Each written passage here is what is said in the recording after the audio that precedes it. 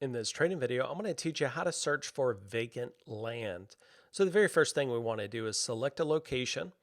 What are we looking for? We're going to scroll down to vacant land. As you can see, there's 1,561. Now this is going to be a variation of, could be a potential lot that's vacant.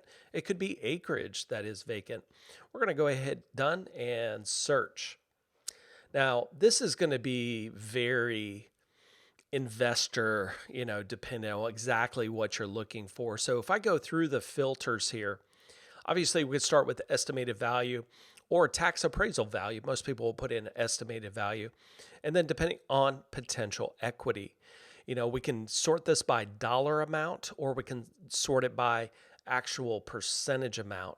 Now, a lot of people may go in there and say, hey, a minimum percentage I want for equity is going to be that. Now, obviously, being vacant land, we're not going to use the bedrooms, the bathroom attributes to this.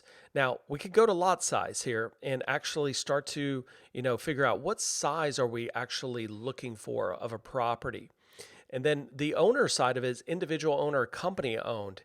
Now, if I go to individual owned, it's going to go to one number versus just that, company owned. Companies are just a little bit more difficult to get a hold of from a marketing point of view. But either or, we're just going to select all. You can obviously then select, do they live in state or out of state?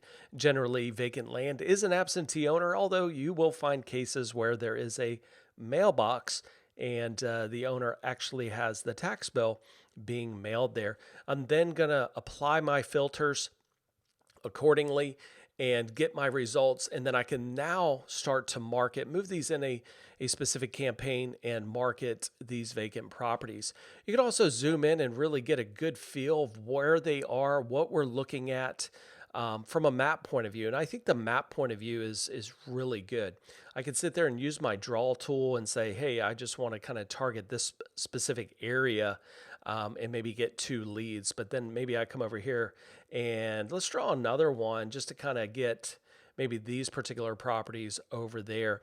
And that's kind of the great thing with the map feature is to really kind of pinpoint that location that you're looking for.